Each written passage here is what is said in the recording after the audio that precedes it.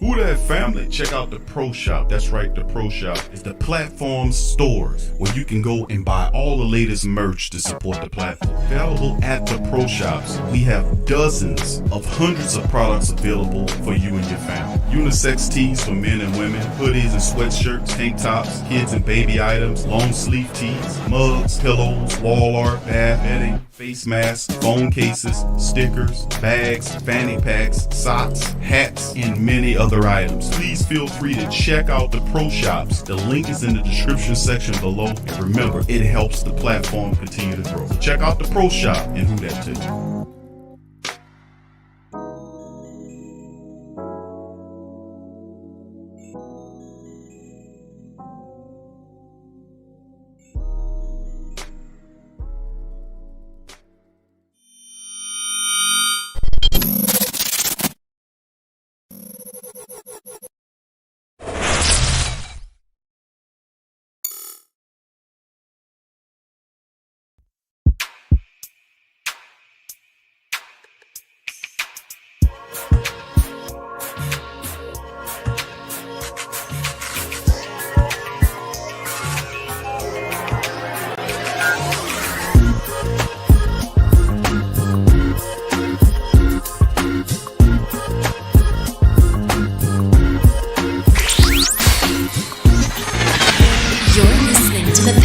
Post-game report on the PRO Media Network for all things Pelicans.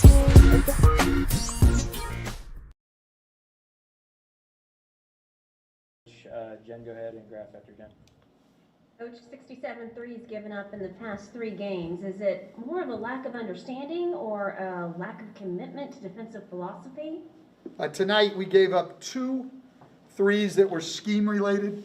Ball went to Mason Plumlee, made 2 really good passes back to open min in the slot. From there, it was 2 things. Our inability to guard the ball. We got broken down, sucked in our defense, kicked it out, and we play the ball too soft. I mean, we don't close all the way.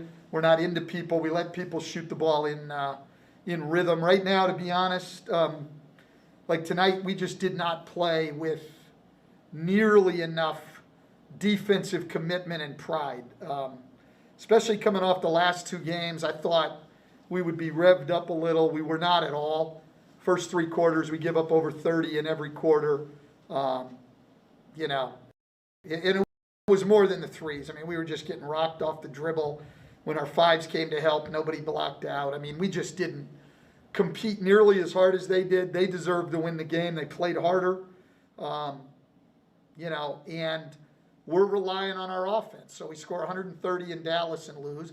And tonight we have a bad shooting night in the second half especially. And when we do that right now, we can't win. Like, we have to make our shots because we have no margin for error because we will not guard. Speaking of those shots, 35 attempted threes. Is that too many to your liking? Well, so early in the year, you guys thought we weren't shooting enough of them.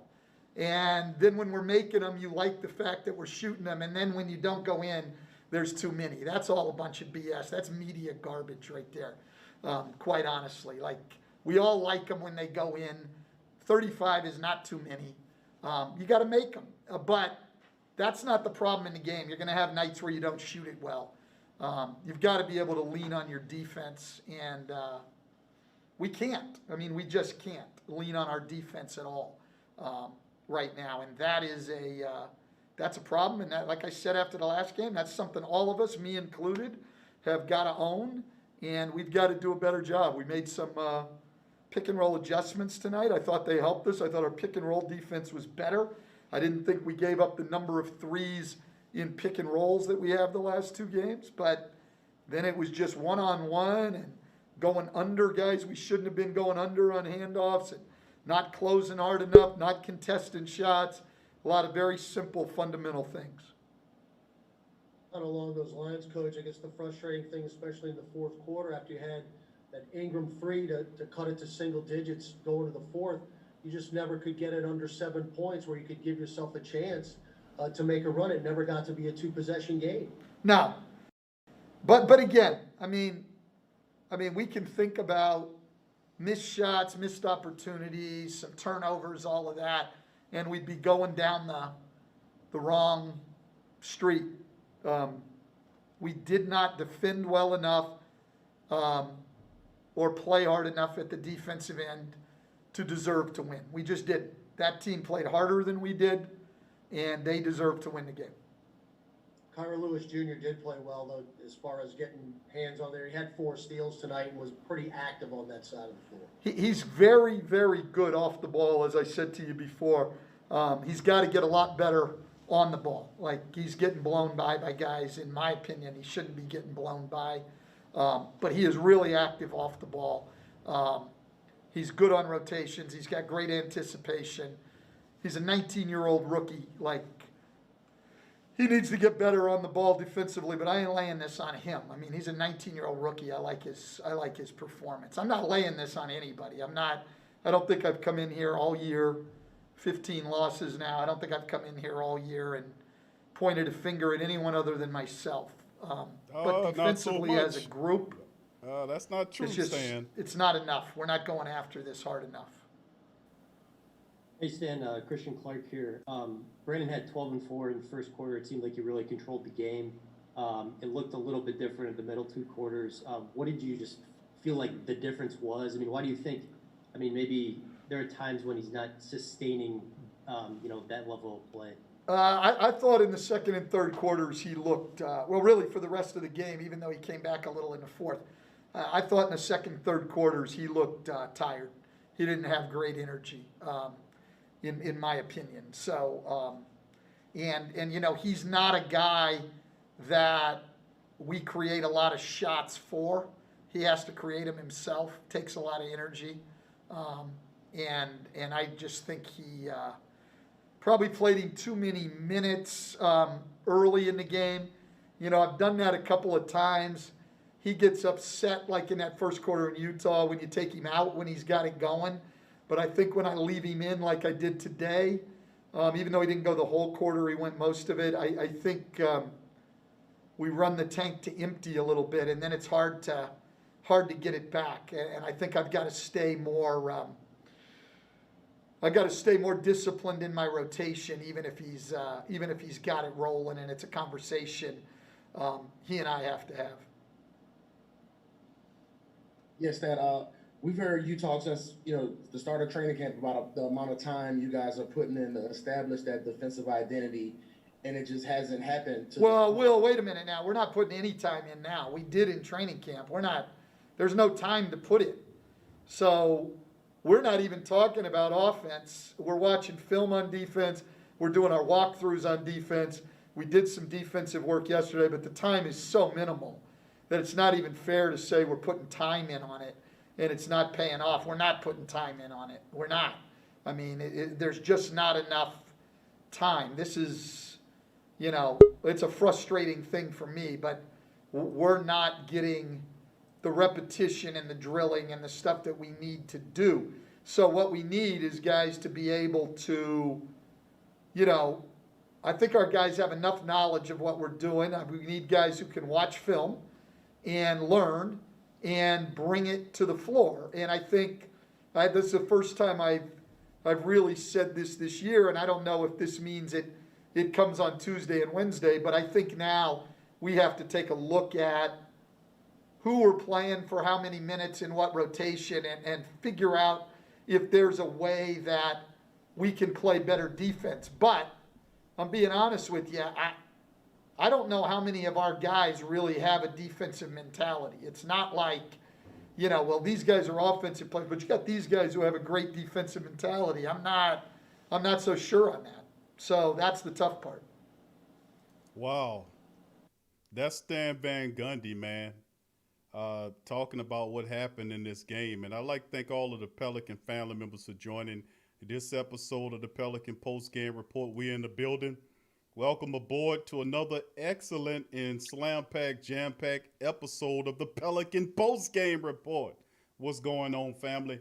This one's called Pelicans Get Ran Over by the Pistons, 123-112, and more. So I'd like to thank all of you guys for joining us. Big ups to the flock. Much loves to you guys. in the building. Much love to the flock, and thank you guys for joining us for this version of the Pelican Post Game Report Sunday night edition. Pelicans ran over by the Pistons 123-112. And you heard Stan Van Gundy come in with his analysis, saying that he's not throwing anybody under the bus. But my goodness, to sound like when he he must don't know the meaning of throwing people under the bus. Yeah, I'm not gonna throw nobody under the bus, so he just throws the whole damn team underneath the bus and say they all don't play no defense. So big, this is a tough loss by the Pelicans. Everybody we don't know how to play. I don't think anybody or certain people can play defense. Come on, bro. Come on. This is insane. Stan Van Gundy using heavy-handed techniques to try to provoke his team to play better. But all we getting is very inconsistent play by the Pelicans as they lose to the Detroit Pistons. Now, listen, even though we know the Pistons are trash can, and I mean silver can, trash can, but listen, they are not as talented as most teams in the NBA, but they play hard, and that's the difference. They play hard every night. They just don't have the talent to consistently put together strings of wins, just like our Pelicans, who have the talent but don't seem to know how to do it as well. Now, DC, what's your thought on Stan Van Gundy, his thought during the press conference? What do you thought about his remarks? Oh, a few remarks had me thinking Stan Van Gundy either has selective amnesia or he's a goddamn liar. He called out the whole team the last game. Like, what you talking about? You're pointing fingers. You pointed fingers at everybody. Yeah, you pointed at yourself too. You can get some credit for that. But when you talking about he don't feel like he called out anybody, and then you want to highlight a few things that Kyra did wrong, and then he's not gonna blame him. You're damn right you can't blame him. He had 4 steals in 17 minutes. What idiot thinking you could blame him? Stan Van Gundy just seemed all flustered and a little bit all over the place, man, because this is a very frustrating loss, and I understand that. He seemed like he's getting a little snippy at the beginning too with the reporter who asked him a few of them questions, man. I thought it was kind of funny. Yeah, he went off. But that I mean, was Jennifer Hill. you gotta. Yeah, that was Jen. Oh man, That was you Jen. talking to Jen. Can't be talking to Jen like that, man. We rock with Jen over here. Right, you can't do Jen that. do good work. Right. Yeah, she do good work, man. You don't know who you dealing with, bro. Don't be talking to But Jen. Like Jen don't never do nothing sideways. But yeah, I understand. He a little frustrated, bro. And we up here laughing and joking, because after they lost tonight with that, I understand what's saying. I pretty much have no more expectations for the Pelicans. Like, if you could lose to Detroit, and it's like I said before the last game when we did the preview, I would excuse like a last-second loss. Detroit just showed up and we slugged it out, and they hit a shot in the last seconds or something. I could overlook something like that. But to lose to them by, what was it, like 11 points, something like that? That's unacceptable, bro. Double digits. And I can understand Stan being upset. And he's pissing the team off by what he's saying, but by the way they played, I don't think they give a shit what Stan Van Gundy say, to be honest. That is, and that's a big thing right there going into it, man, because the reality is, if he wants a change to occur, you're going to need the attention of your team. And my goodness, he's leaving them or losing them early on in the season. My goodness, man. And how do you lose them before 30 games? That's what I'm saying. He's losing. How do you lose them before 30 games? I don't know, bro, but he's showing us that he did that. This team is a team that can make it into the playoffs. It's an 8 seed, 7 or 8 seed. They have talent there. Do you want to make it into the playoffs? Yes, I do. Yes, I do, because I want them to have that experience. Why? What you mean, why? I mean, that's simple. I mean, I want them to have the experience of playing in the playoffs. It's going to be a horrible experience. No, it's not going to be a horrible experience, because it's a big part about it is showing them that we're here to compete, to win. And being a competing team, you have to be able to make it to the playoffs. So most certainly, I'm not going to sit up here and say, well, we're going to suck and then we'll get some good players from the next draft and we'll be better. Hell with that. The honeymoon period the Pelicans had was last year when they should have got rid of Elvin Gentry when they came aboard. It was cut short by COVID.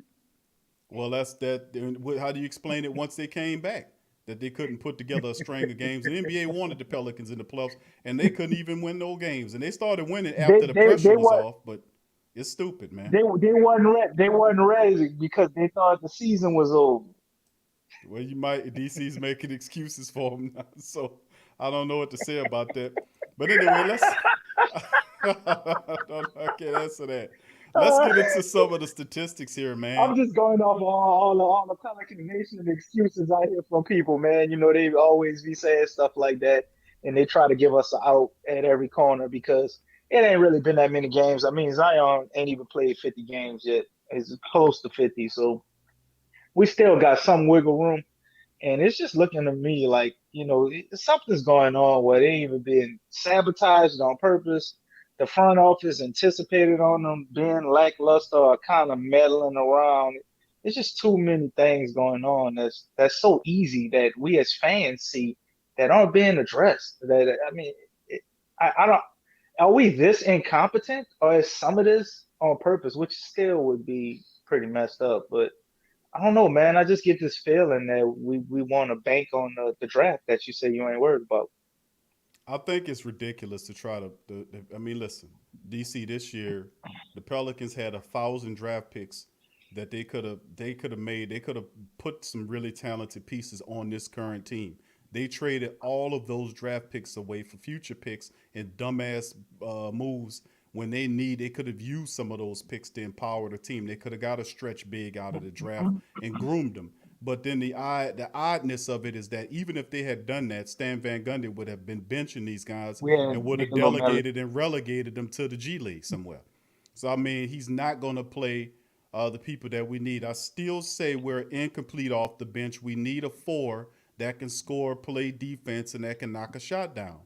You Yeah, the know, three too. and this is the part of it. We can't keep getting away with playing Josh Hart as a goddamn power forward. I mean, this is ridiculous to me, and it's just stupid. It's just absolutely insane.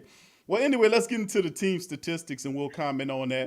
The Pelicans tonight were 40 of 90. That's right, 90 shot attempts tonight for the Pelicans for 44.4%.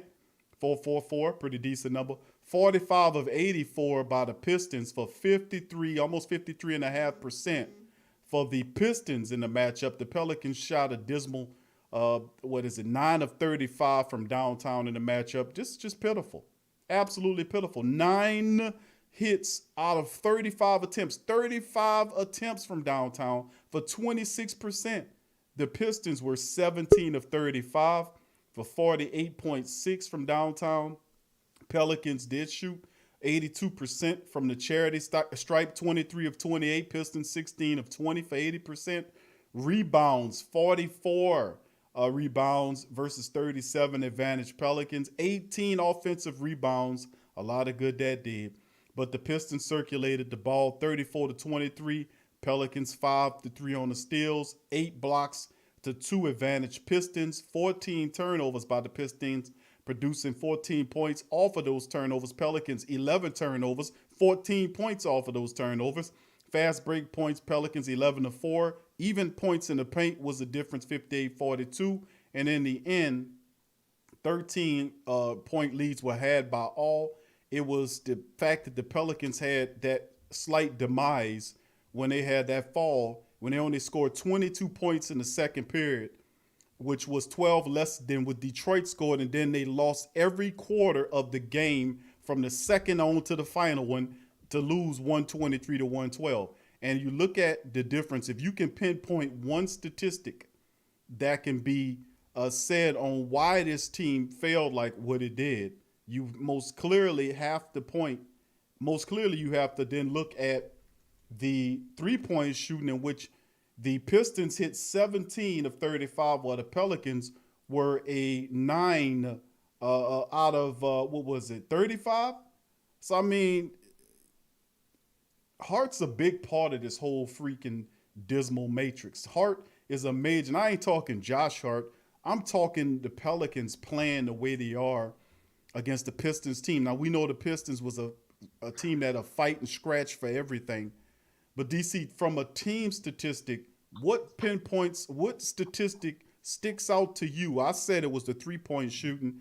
It was 17 of 35. They hit 17 3-pointers versus the Pelicans 9 in the matchup as well. So, man, effort, and I'll playing with touch heart. on that.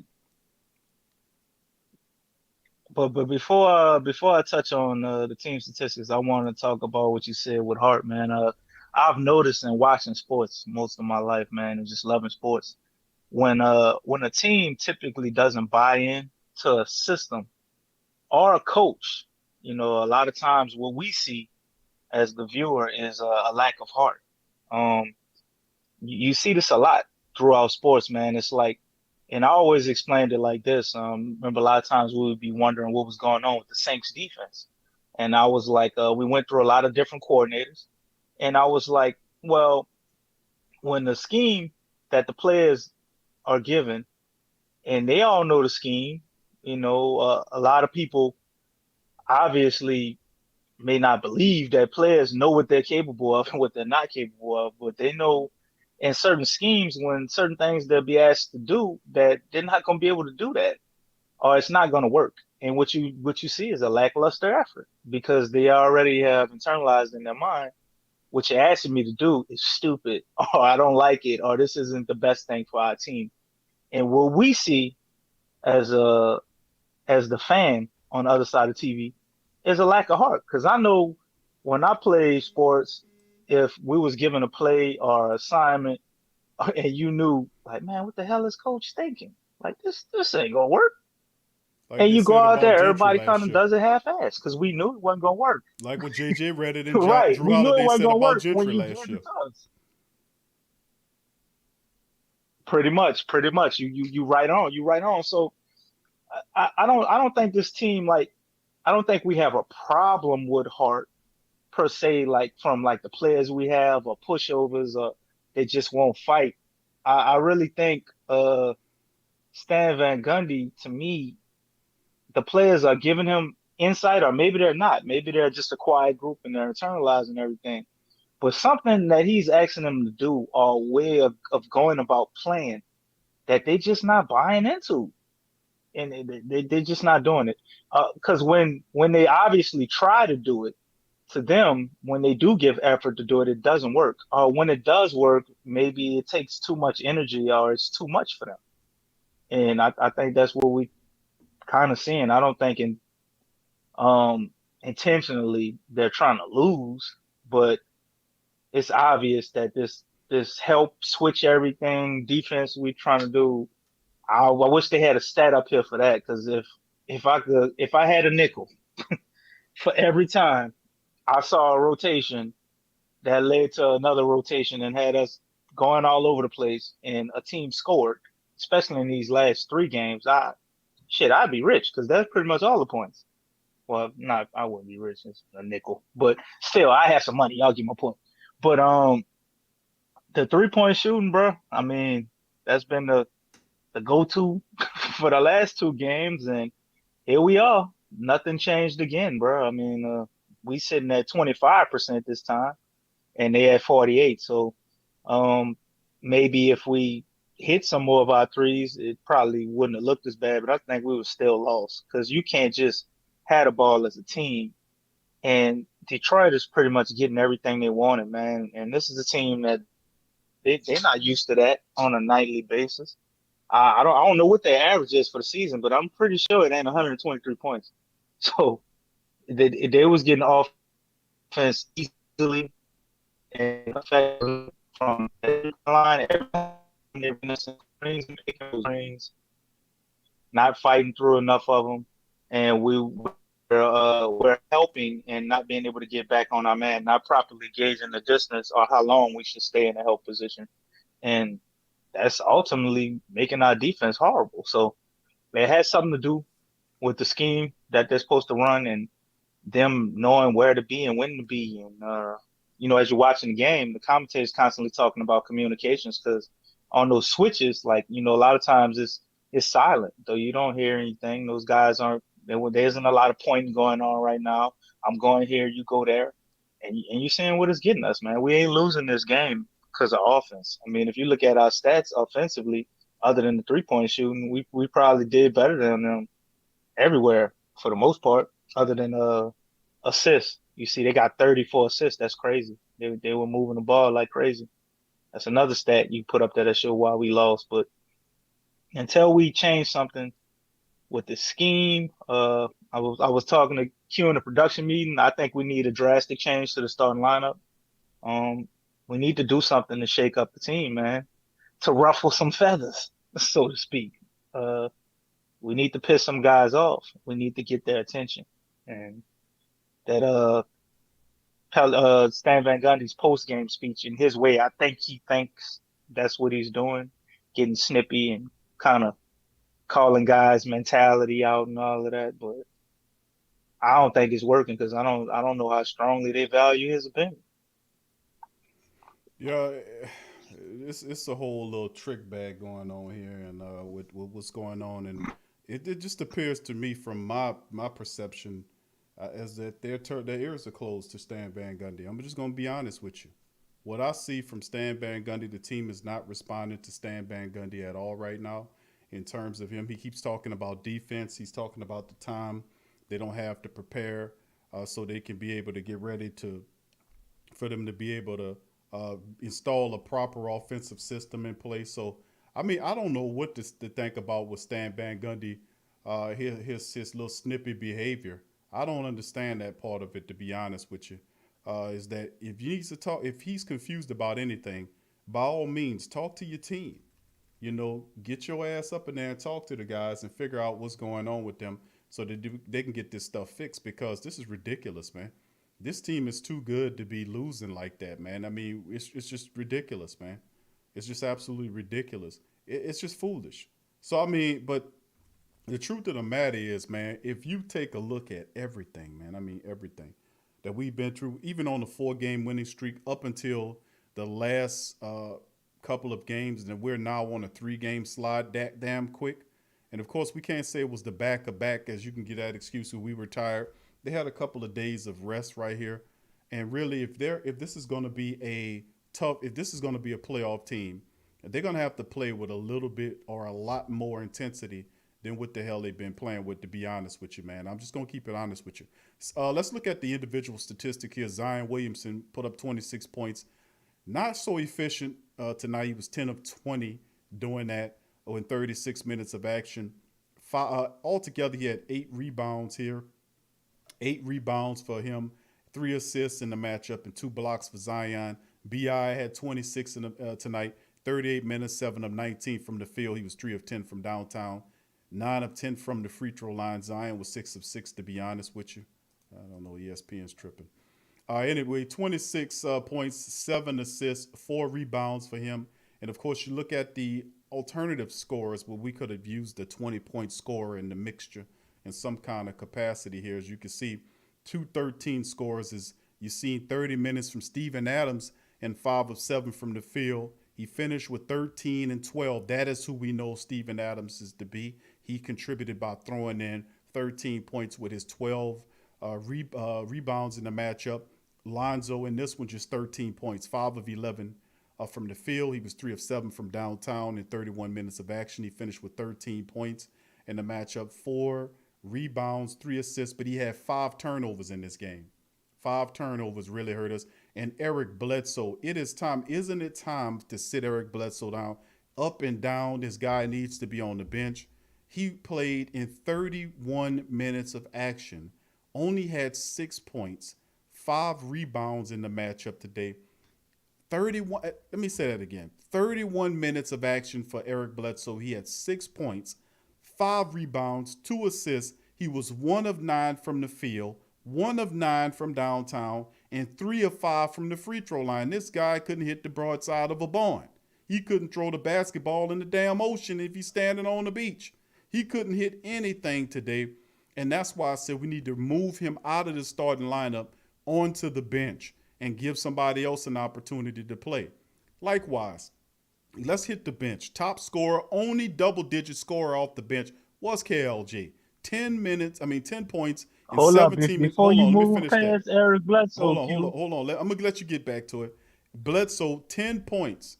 KLJ, 10 points, 17 minutes. He was 4 of 9 from the field, 2 of 5 from downtown, 4 steals for Kyra, 2 assists, 1 turnover in the matchup. He just was -5. Bledsoe was -6 in the matchup. Go ahead, DC. What you want to say? Man, I know you talked about his offensive stats, but I just had to say this right now because it Don't you was dare so talk horrible, about no dude. defense. His defense. Oh my God, Eric Bledsoe's defense today. Oh my God, Q. It's been bad, at times, and I've seen him play decent at times and good at other times, but it was horrible today, bro. Yeah, So not only boy, did he only give you 6 points on 1 for 9, and 31 it was all minutes. 3-pointers. I don't know who the hell told him he JJ Redick all of a sudden because he's been having it going from the 3-point line. But goddamn, Eric, all of them from the 3-point line, and gave you absolutely nothing on the defensive end too, bro. And he still got 31 minutes. How? Stan Van Gundy, bro. I'm That's playing. how. I'm turning into my Native American self now. You can call me Big Chief Blackfeather. How?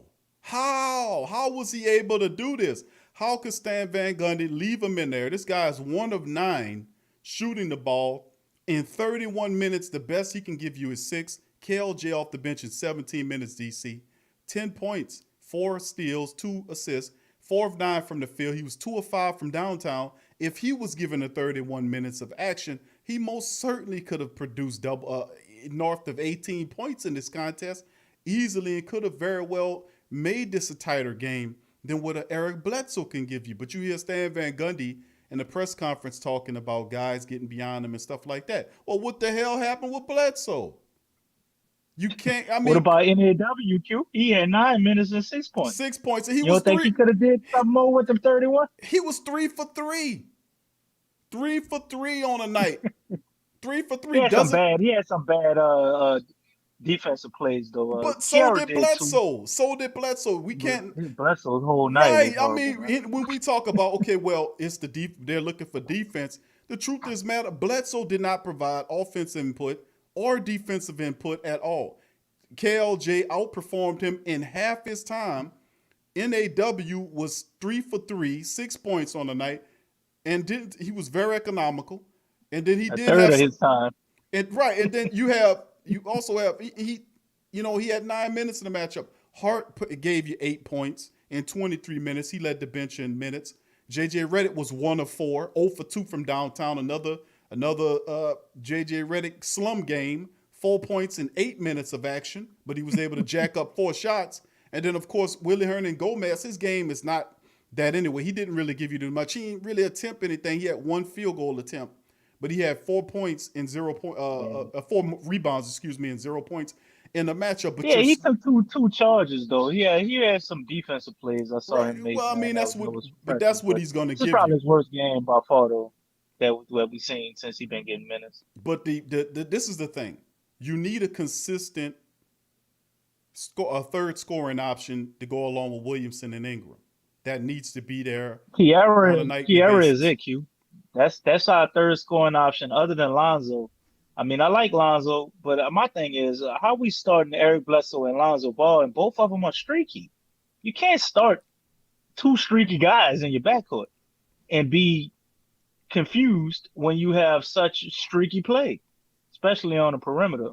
But offense wasn't majorly our problem, even though we had stretches when I thought it looked atrocious. BI was like 5 for 15 at one point during this game.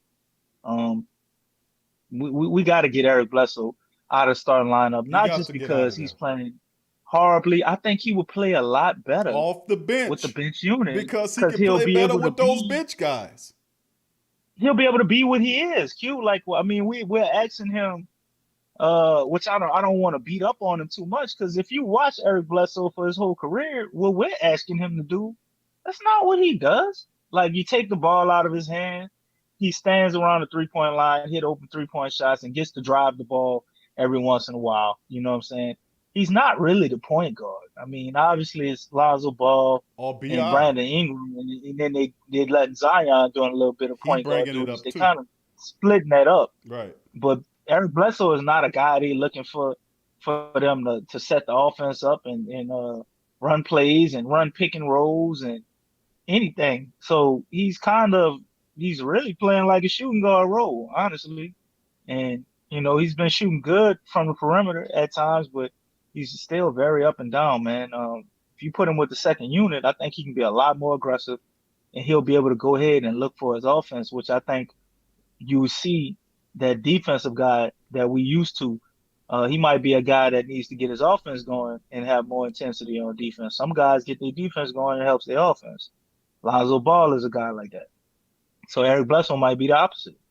But man, after this game, bro, we can't consistently run these same starters out there with these same minutes and say, oh, they just need to learn how to play together. I've seen enough. They got to change something up. I say Kiara, but if they even throw NAW in the starting lineup, I'll be all for that.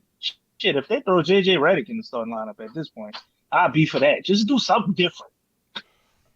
All I can say is that I'm just terribly disappointed in the way the Pelicans they have all the talent, just putting it all together, man. And I mean, the Pistons, which is a team that are pretty much put together with a bunch of rookies and journeyman veteran players pushed together in a collage, and then they were still able to beat the Pelicans, who have really top-notch talent, all-star level, superstar level talent in BI and Zion. You got Lonzo Ball who can complement it in a basic system where you take advantage of these guys' strong suits. You can have a successful team. And Detroit beat the Pelicans, not in a close affair, but they beat them by double digits. That's insane. I mean, let's go over their statistics and look at their individual statistics. They had 4 guys in the starting lineup in double digits. You had DeLeon Wright, 17 points. What? 6 of 7 shooting from the field. This guy finished with 17 points, 6 assists, and 7 rebounds. DeLeon Wright, a journeyman point guard. Then you had 17 from Plumlee. Mason Plumlee had 17, and he had a triple-double. Plumlee had a triple-double for the Pistons today. He had 17, 10, and 10. And You 30 mean the minutes bench of player that was on Denver got a triple double today? Detroit's guy Mason Plumlee had a triple-double. 17 points, 10 rebounds, 10 assists in a matchup. Sadiq Bey had 16 points in 38 minutes, 15 points from Jeremy Grant, who averaging 20 plus for the season for them. He had 15 points, and he struggled mightily in this game and still got 15. He was 4-15 from the field today. And then, of course, if you go to the bench, the Pistons players off the bench, Josh Jackson had 21 points off the bench. And then 18 from a guy, I can't even pronounce his goddamn last name. I'm not going to even try. The Malahaka, whatever. That guy torched the Pelicans. He was 4 of 8 from downtown for 18 points. I mean, this is insane. And then Dennis Smith Jr., DC got into that. He had 9 points. That guy very rarely plays and does a damn thing. He had 9 points. And he just You mean got the guy there. who was begging the Knicks to send him to the game? Right, he just got there. He put 9 points up on you. This is insane. I mean, this is absolutely crazy, man, to watch this man play like this. This is crazy. The Pistons are a mishmash or combine of journeyman players and rookies that I can't even pronounce their damn names, but they beat the Pelicans by double digits in tonight's affair. This is absolutely ridiculous. This is ridiculous. And then we talked about this in the last recap show. We say if the Pelicans lose to the Pistons, that means there is major problems. And I'm not saying the Pistons are a trash-ass, garbage can team, because really, all truth be honesty, the Pelicans should have beat this team. Now, this team does play hard every night. They just don't have the talent to beat most good teams. But if you're a good team, you will beat the Pistons, whether it's double digits or 5 points or whatever it is. You do not leave Detroit without a win. And most certainly, you don't lose to the Pelicans by double digits. And then Stan Van Gundy gets up at the press conference, and then the reporters ask questions and say, well, do you think you need to do this? You're not shooting the 3-point. Well, that's a bunch of BS about the 3-pointers. They you want us to they three said three-pointers? They asked him if he shot too many threes, Well, you wanted us to and he shoot lost it. 3-pointers, and we shot 3-pointers, and now we're shooting the 3-pointers.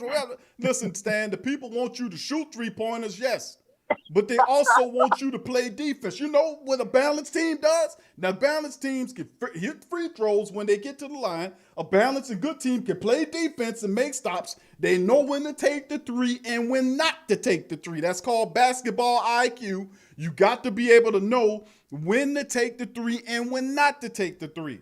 And if you see Eric Bledsoe literally up there being a bleeding soul and just bleeding away all your opportunities, it's up to the coach to pull Bledsoe, to pull him out of the game and put somebody in there that can help the team score some points.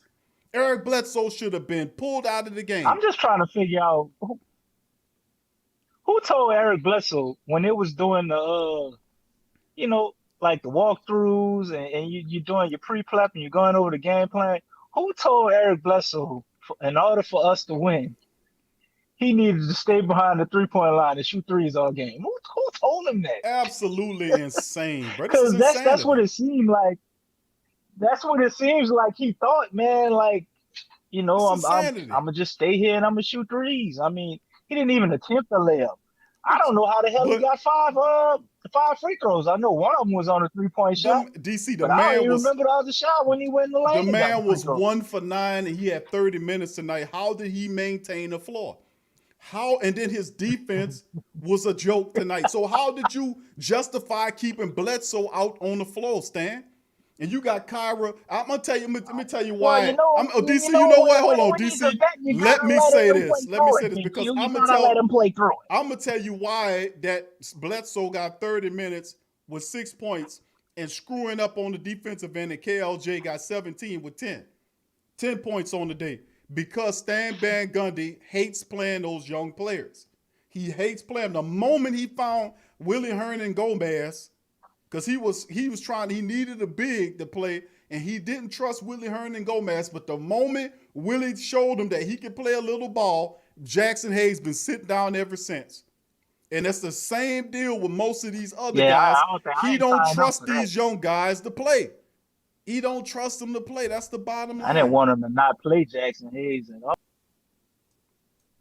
He doesn't want these young guys to play at all. KLJ NAW was perfect tonight. He was 3 of 3 for 9 points on the night tonight. But 6 points, I want to say what it was. I mean, but the reality at the end of the day, what was it? 6 points for for NAW on the night in 9 minutes of action. He was 3 for 3. That definitely gives you an opportunity, even though the defense wasn't there for NAW. Hell, it wasn't there for most all of the people out there. It wasn't for everybody. So there is no justification. If you got a player that knows what the hell he's doing, you need to be able to play these guys. If you see a guy struggling, take that guy out of the game. Eric Bledsoe should have been removed off the floor as soon as possible. He should have not been allowed to jack up 9 3-point attempts. Come on. And he sit up there, and that son bitch know he cold as a cucumber. He cold as a hammer. He is dead as a doorknob. Dead, cold as a dead body, but he's jacking up, hoisted up almost double-digit 3-point attempts. That is insane. Where is Stan Van to pull that son bitch out of there? I just don't understand. And then go sit up here and blame the team for defense, DC? Come on now. What you doing? Throw your own ass up under the bus, Stan Van. That boy was colder than Bobby Boucher glacier water, Oh, my goodness. I don't understand, bro, how he played 31 minutes, but he did. So we got to wrap our head around that. And we're not understanding it when we really do, because we said it. Stan Van Gundy just wants to play vets. He knows that he needs to win, and he wants to win. He don't want losses on his record. And I think David Griffin is more inclined to go young and has been putting Stan Van Gundy under pressure to play those younger guys, I believe, especially Kyra, because the way they was going with him, it looked like Kyra wasn't going to see no minutes at all, until I think Stan Van Gundy, David Griffin walked down to the sideline and, hey, let's spend some more, see what we got, one of them type of things. But as far as what he's doing, this game is what I could go off of. I don't think I've ever seen any coach that's a really good coach after watching what I saw Kiera do. I think that was the third quarter. He had some instances where he went up. I think it might have been Smith. They had a little play where he roughed him up a little bit. It was like a defensive play. He was all in his face, and Kiara was right there, bro. He wasn't backing down. Wasn't backing down. He was talking trash to him and everything. The referees had to come and get in the middle of him. Then after that, he missed a shot or two, and he went and got 2 steals after that, and then bust one of them on a fast break and got a layup, and the guy come behind him and blocked it, but it was goaltended. And it was a big dude, Stewart. Stewart bumped all into Kiara, was talking, Kiara ain't back up from that. Like, man, nah, you ain't got nothing. You ain't got nothing. That's goaltending. All that. Then went proceeded to play good after that. And I'm like, okay. And he sat him down. You start working the starters back in. I'm like, okay, he had his little run. But I'm thinking the way he was playing that he would come back in the game. I really didn't want him to sit down, but I thought Stan Van Gundy would at least put him back in.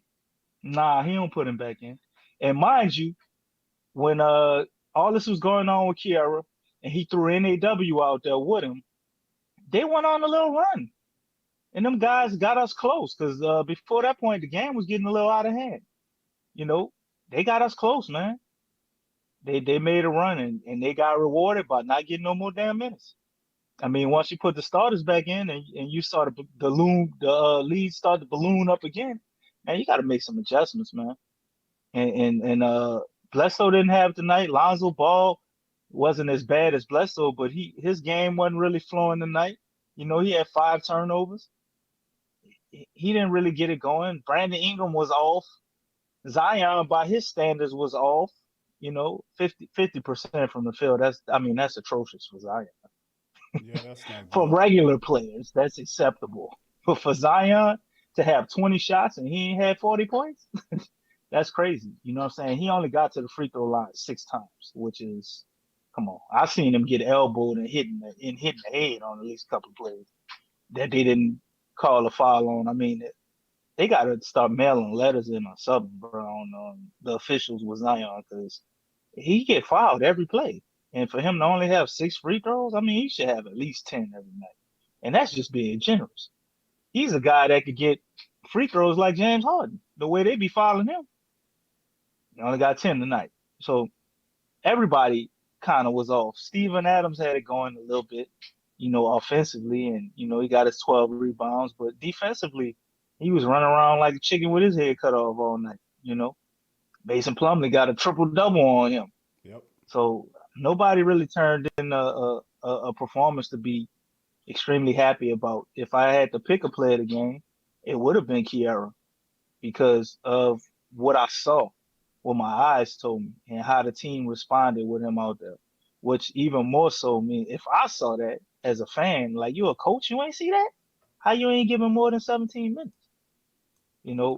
It's upsetting, but ultimately I hope it's eye-opening for Stan Van Gundy because you keep, I don't know. You let's start figuring it out. You goofball, do something different. Yeah, you keep going out there doing the same thing, and you're beating the same thing down their throat. It ain't working, man. No, I mean, don't give up on your defensive principles and what you want to do or whatever, but maybe try some other players that's gonna buy in.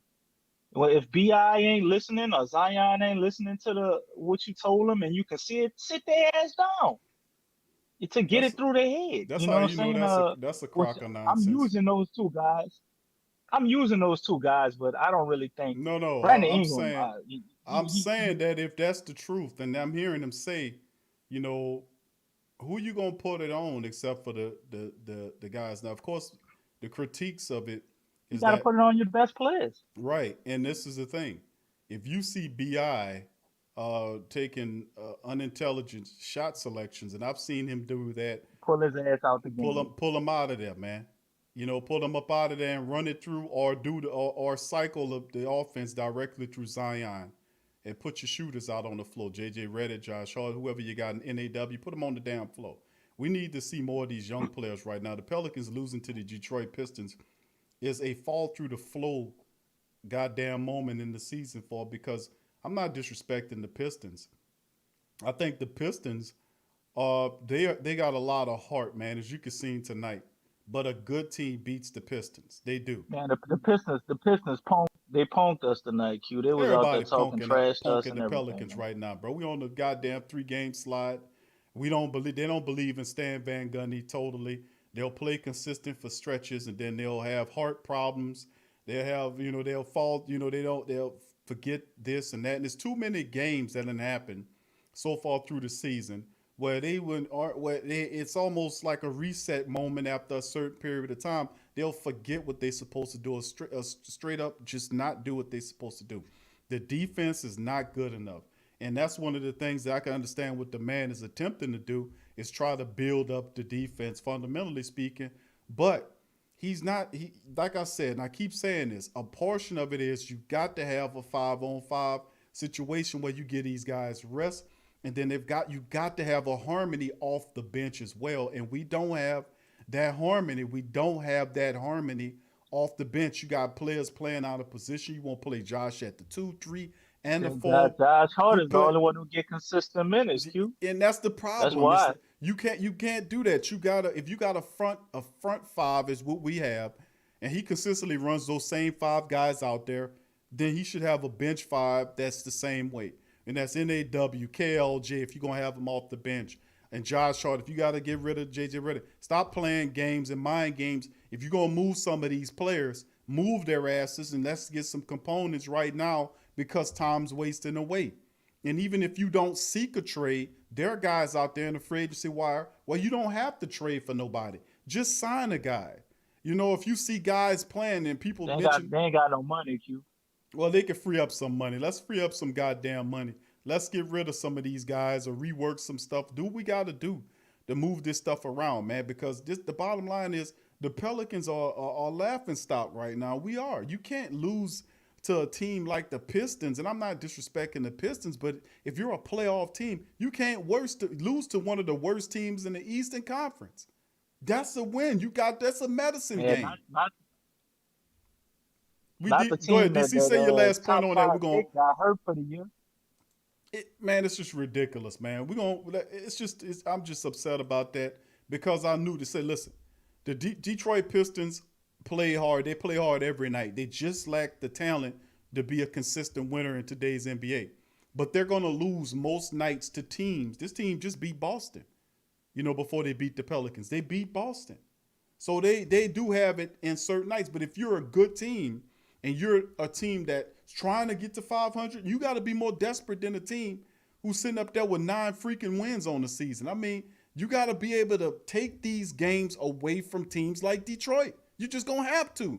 And if it comes down to out-hustling them for it or outworking them for it or out-hearting them for the game, you're going to have to do that if you're going to have to win. And that's just what it is. But the problem is the real madness of it is not so much as it on the court that it is in the head of the coach.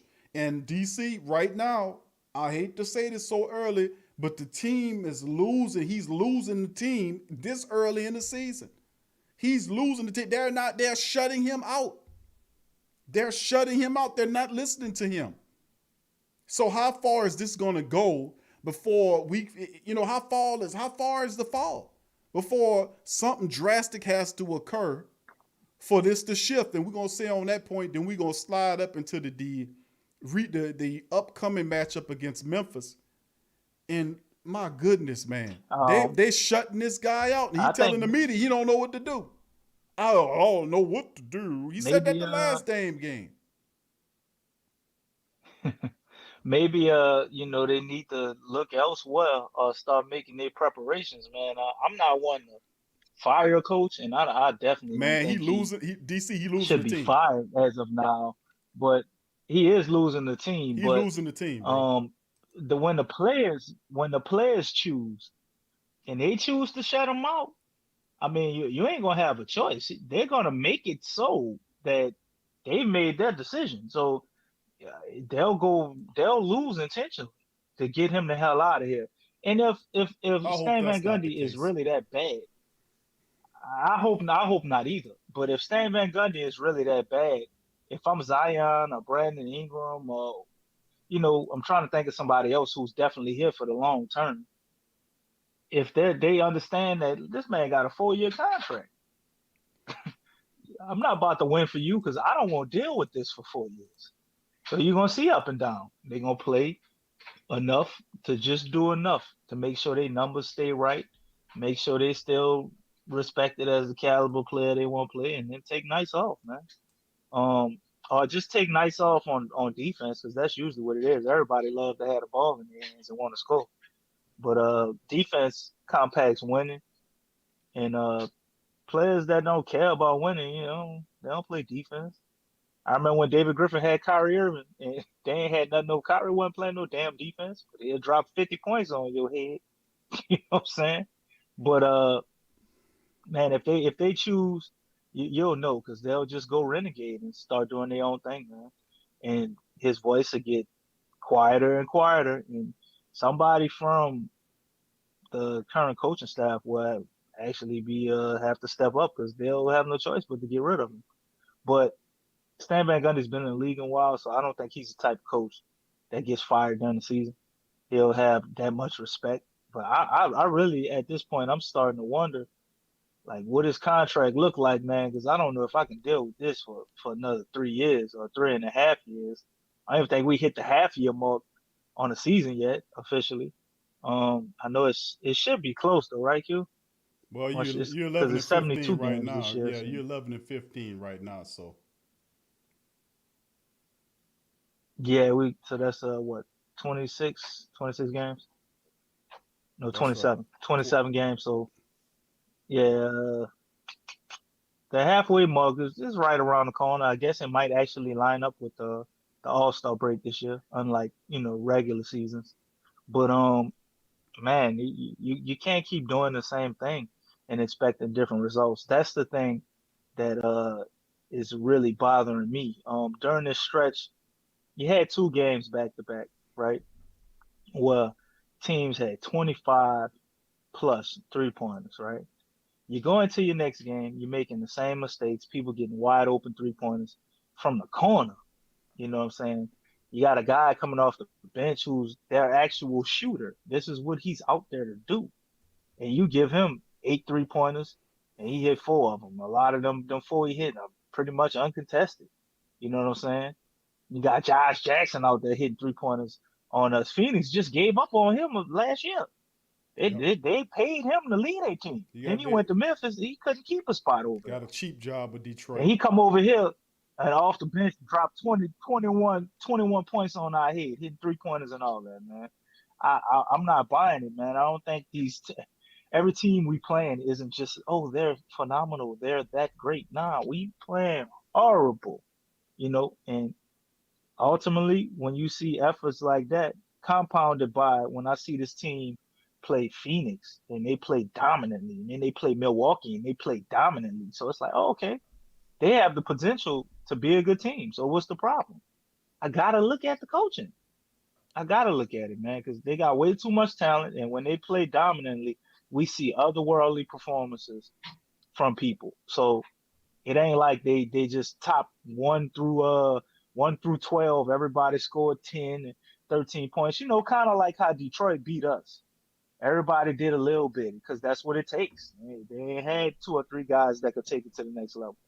But when you got that type of talent on your team, man, and then you get all the little filling guys to do their roles and do their jobs, you know what I'm saying? You definitely should have more wins than we got. I understand we didn't have a training camp and all that stuff, but at this point, man, it's getting bad, bro. And if I don't see a major change after today, if I don't see a major change of them doing something drastic, whether that be a trade coming up, you know, uh, switching starters, or maybe they won't change starters. I don't know. Stan Van Gundy ain't the type of guy I think would do that, even though I think he should.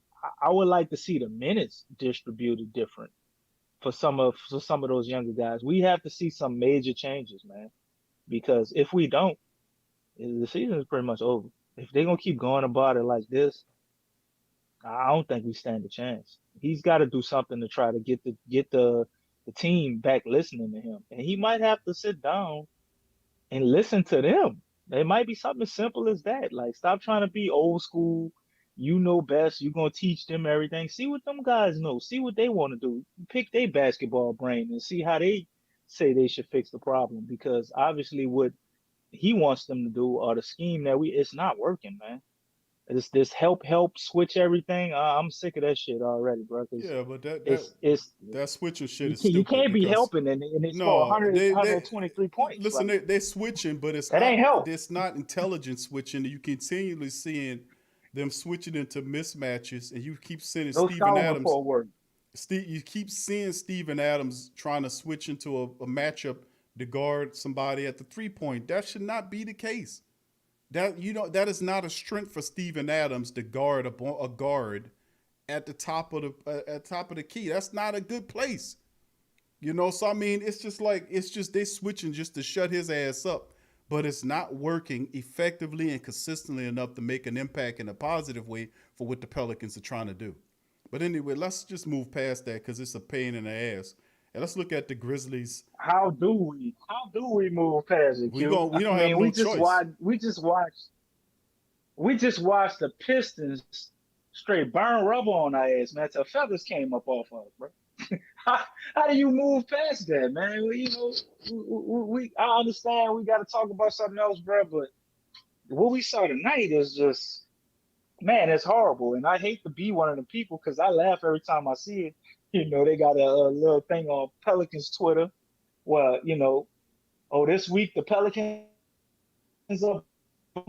Last week, oh man, I guess we getting ready for the draft in the span of 7 days. But I mean, that's the type of inconsistency we see from our team, though, man. And you usually don't see good teams be able to turn things around when they having these type of lapses that deep into the season, bro. So this type of conversation and back and forth we having, I think if we see the type of effort and we don't see any changes, that this gonna be the type of conversations we're gonna be having for the rest of the season, bro. Whether we talking about the next team or not. Yeah, this is ridiculous, man. And I think the key thing is you expect some adversity as you're building the team, but not to the point where the coach is detached from what he's supposed to do. And you're 26 games into the damn season, and you are confused on what to do and the team's ability to respond to your system that you're trying to implement. I mean, it's obviously communication issues of why they're not picking up what you're trying to get them to do in the correct manner. So I mean, start communicating in a way where it's a back and forth as opposed to you yelling at them, commanding them what to do. Communicate with your players and communicate with the coaches to find the answers, because it's not quantum physics and astrophysics. It's basketball. Communication is required. I mean, this is the whole key point. I think that's the frustration that a lot of the flock feels, because the reality is the coach is like, I don't know what I need to do. I don't know why he's not doing this. I don't know why. Well, ask them. Don't ask me shit. You go talk to them. Ask me your damn self. Go talk to B.I. Zion and find out why they're not doing what they're supposed to do according to you. Find out how you can better utilize their strength. You the head coach. Use your damn head and go talk to them. Communication is the key to success. If you're not communicating properly, you're going to lose. And that's when it comes down to communicating, and communication on the floor as well as in the coach's office with his players. I mean, that's the bottom line. We got no choice. They're going to have to work this thing out one way or the other. They got the Memphis Grizzlies that they're traveling to now. Pelicans are now a miserable 11-15. They 4 games underneath. You get right there and then fall back again. They're on the 3-game slide right now. They got to go to Memphis on the 16th coming up. 6:30 tip-off time on TNT and Central Time. And it's interesting, man. Of course, we know Ja Morant is the top scorer on the team's average, about 18 points per contest, I want to say. They got Valanciunas up here. That's not really accurate. I'm going to go over the statistics on that momentarily. As you see, Zion, top scorer. Adams with 9 a game and assists, and Zobal with 5 assists, rebounds is Steven Adams with 9 assists, or Zobal with 5 per game. Zion Williamson 24 plus a game. Valanciunas is second on the team in scoring, but he is the top lead 11 rebounds per contest. You see they have Jones there 5.6. That's I think that is wrong too. Is Ja Morant. We're gonna pull up that other stuff. You see some of the injury reports right there. Nothing for the Pels. Grizzlies have DeAnthony Melton. Let's see, Killian Tilly is out as well as Desmond Bain is listed as day to day.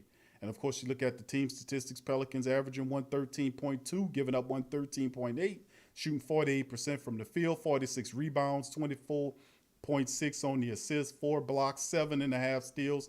Losers of now 3 in a row and 5-5 the last 10 contests. The Grizzlies averaging almost 111 per game while giving up 11.1, 46.3 on the field goal percentage, 44.4 rebounds, 28.5 on the assists, 5 blocks, 10 steals per contest, 5-5. And right now the Grizzlies are beating the Sacramento Kings. Right now they got a game that's going on right now, and they're beating the Sacramento Kings. I don't know if you guys can see up here, but probably not. 77-61. And at the halfway mark in the third quarter, the Grizzlies are beating the Kings by 16 points in Sacramento. So, that's pretty good right now. Let's look over the Grizzlies statistics. Now, this is what it looks like right now. As you can see, the top scorer is Ja Morant, 18.5 per contest, and he gets 8 assists per contest as well. He's a top guy. Valanciunas is second. You got Dylan Brooks, who struggled in the last matchup with the Pelicans. Don't expect that to happen this time around, 15.4. Brandon Clark will be available. Third, this guy is the power forward, very slick, streamlined power forward, lanky guy, 13 points per game with 6 rebounds per contest. He'll be good to go. Kyle Anderson averages 13 points a game. Then you got Bain, who's the rookie, 10.3. DeAnthony Melton with 10 as well. So they'll get some of the guys that were missing in the last matchup. You'll get them back against this upcoming Memphis team. And like I said, they play well in stretches, and Brooks struggled. I don't anticipate that happening. You look at their depth chart right here, as you can see, Ja Morant, Dylan Brooks, Kyle Anderson. You got Brandon Clark is there. And, of course, Valanciunas has been quite the guy to help Tyus Jones off the bench. They're saying Melton might be out. You might see Grayson or some other players get an opportunity to play. Kyle Anderson, who can play three different positions for this team if you need him to. He's a sharpshooter as well. Of course, there's Xavier Tillman, who should be available. Conchar and a few other people. Gorgie Ding could be a factor. They could play in this game as well. But right now, they got guys like Melton and Tilly, and those guys are out coming up for the matchup in a couple of days with the Memphis Grizzlies. DC, let's look at this, man.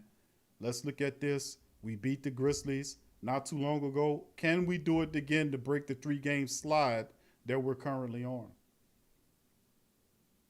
Well, that's the one silver lining we got. There's always something positive you can say. And the silver lining is we're going into the game with the Memphis Grizzlies. The Pelicans, by far, this is the best matchup they could possibly get. Coming off of a loss like this, when their confidence is low, they're trying to get everything back on and back on track. Memphis is a team that they pretty much handled, man. I mean, like I said, last year, I don't think we didn't lose to Memphis, not once. This is, to me, it'll have to be between Memphis, Utah, Sacramento when you start looking at rivals. Memphis is in our division, and I think this is a little mini rivalry brewing here. Obviously, Memphis hasn't been able to get very many wins on us, but if we lose this game against Memphis, oh my God, dude, that's you hit the panic button. You need it, and it couldn't come at a better time. Realistically, I think they go and they're able to pull this victory out, man. They need this victory. If they don't beat Memphis, I think it's because those guys have just given up. They've given up on Stan Van Gundy, his system. The guys who are here, a guy like Lonzo Ball might just want to be out of here at this point. Maybe him playing good. I might have read into Rome. They go out and he stinks it up, and all these guys just don't get anything going. And maybe they just didn't want to win against Memphis. But I think they can take this game, man. You do have Brandon Clark coming back, which is pretty good for them, but they're still missing Jared Jackson. And without Jared Jackson, there's no excuse for us losing to him. Now, I do understand Memphis The other night they was up 18-3 on the Lakers to start that game. And you said they beaten Sacramento by 16 points. They're not a bad team. But the matchup that we have with Zion, they have nobody for it. It causes all kind of problems. They get into foul trouble against us with him. And they also do something smart with playing Valanciunas off the bench, which has made his numbers go up. And their bench unit numbers are crazy. So if we can just play sustainable basketball for 4 quarters, I know, right? We always take a quarter off somewhere. But if we can play sustainable basketball for 4 quarters and not allow them to hit 30 goddamn 3-pointers, then I think realistically the Pelicans take this game, bro. If they don't beat Memphis, then those guys are giving up because this is a matchup at this point, especially with Jared Jackson still being hurt, that's tailor-made for them to be able to beat them. It just is, and you see that in the statistics. Even when they had Jared Jackson last year, they still couldn't beat us. So they go in there, they handle their business again, but at this point, I can't even predict their win. Until I see them win, I'm gonna say they're gonna lose after what I saw tonight because this is a complete meltdown. I'm more of a person that looks at how you lose, and I noticed in the last minute, 2 minutes of the game, minute and 40 seconds, they was only down by like maybe 9 points, and they was walking around like the game was over. Like they basically quit at the end of the game. They had no intensity and effort No, there was until no they made seconds. them. They made them run full, like the coaches made them run a full court press.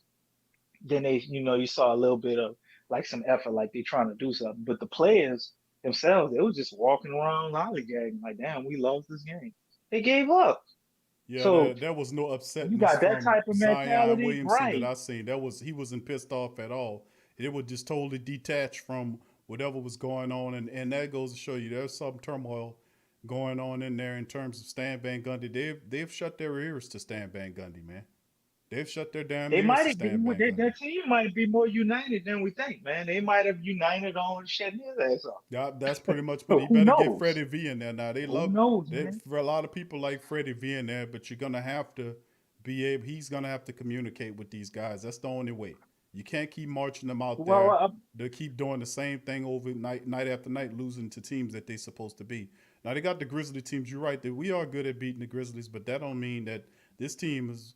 Right now they take a Sacramento to the woodshed right now. Now whether they win, that game won't be over.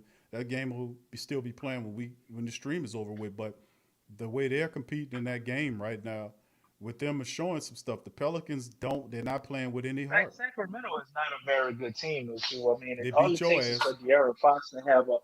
They did, but all it takes is for De'Aaron Fox to have an off night, and they look like a totally different That's team, all it and they takes. The completely only dependent problem on is him. the only problem with That's De'Aaron it. Fox having an off night is he plays with heart every night. So I mean, if that's the thing, they He does. beat the Pelicans' ass. So I mean, listen. The Memphis Grizzlies take care of business against the Sacramento Kings. That's a pretty good move for a team. Now remember, the Grizzlies are better than the Pelicans in terms of records. Even though we might beat them, the Grizzlies right now positioned second in the Southwest. They're 3 games back of the only team in the Southwest right now with a winning record. That's the Spurs, who are currently on the 2-game winning streak. They're 16-11. Memphis is second place with 10-11, and they can be 500 by night's end. The Dallas Mavericks, who knocked the Pelicans' ass off not too long ago, they lost as well, but they're 13-15. The Pelicans have fell all the way into the cellar underneath the Rockets, who are losers of 5 in a row. How you drop underneath them? But the reality is they're 11-15. Pelicans are 11-15. Their Rockets are losers of 5. Pelicans are losers of 3. They're back in the cellar. So this is what happens with teams when they do not bring it every night. Anybody could beat you. The Pelicans are not playing with a focused mentality right now. They're a half-ass team, and it shows because they're winning half of their games. Half-ass team play. They're not respecting. Listen, I can look at teams and see Stan Van Gundy coming out talking like that, throwing his team under the bus. They hear all that shit, man. And I'm telling you, they're talking behind us closed doors about that. He don't need to be talking to us and throwing them under the bus and saying that he's not throwing them under the bus. He must obviously don't know with throwing. I don't throw any player under the bus. No, you don't throw players under the bus. You just throw the whole damn team up under the bus. A hit dog gonna holler, Q.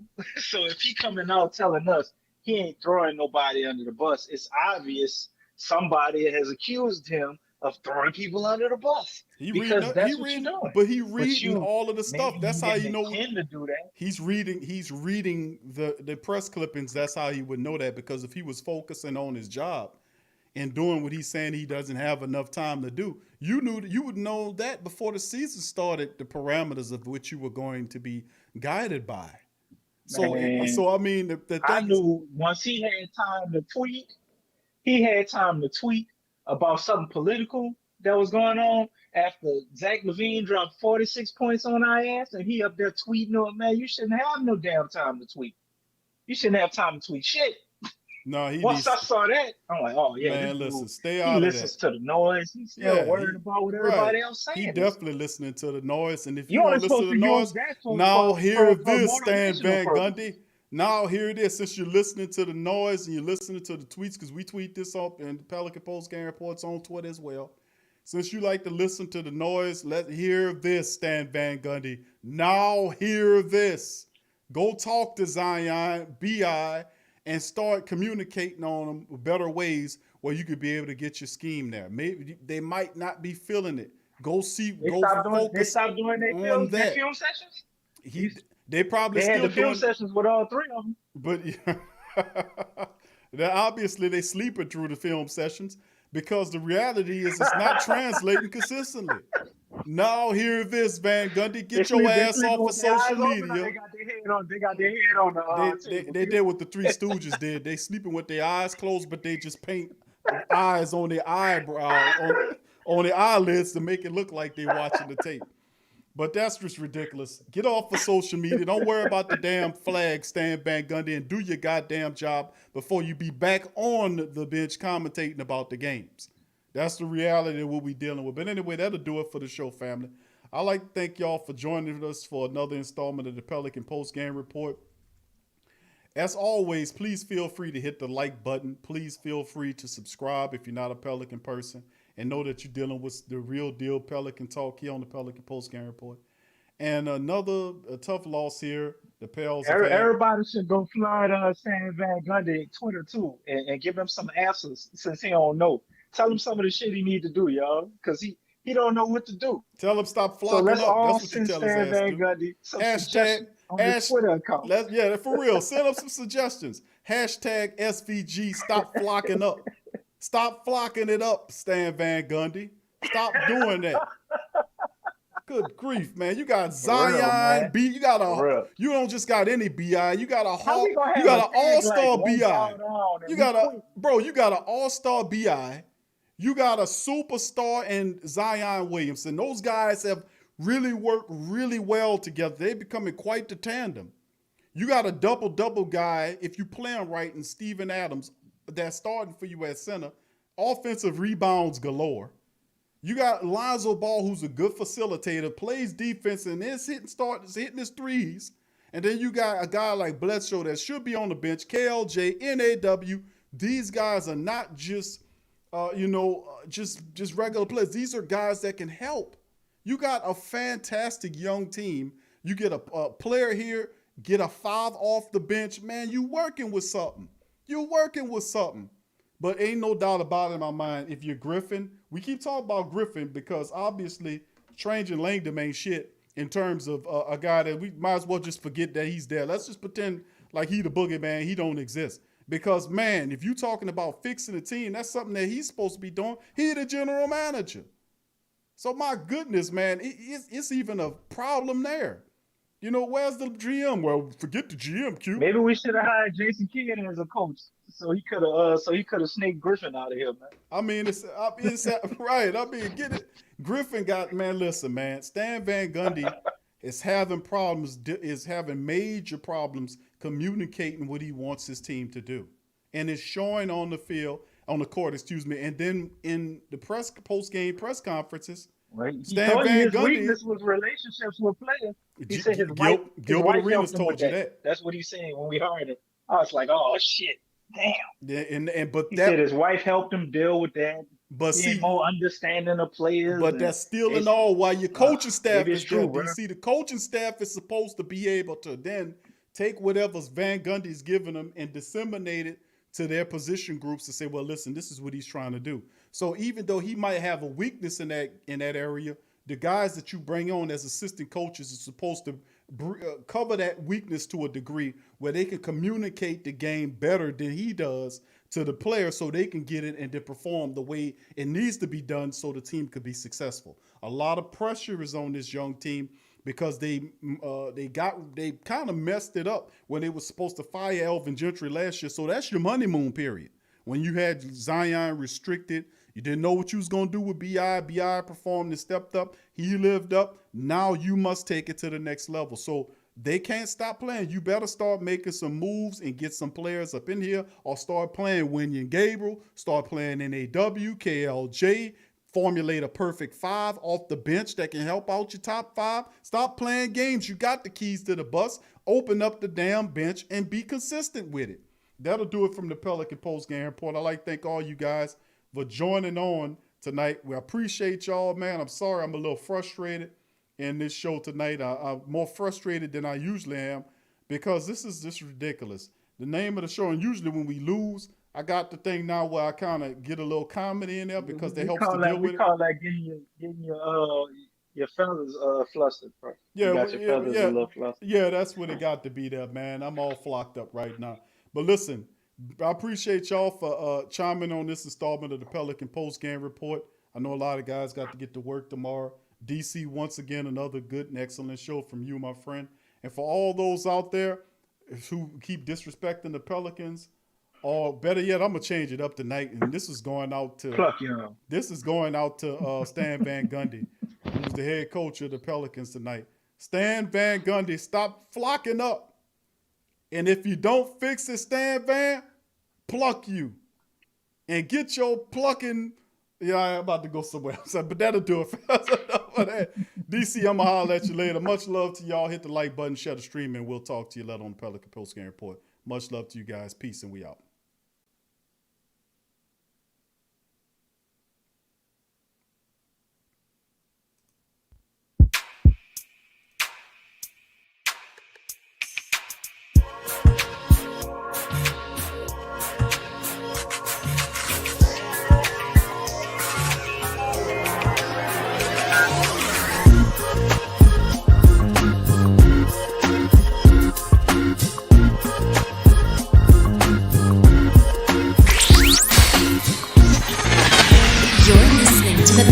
Post-game report on the PRO Media Network for all things Pelicans.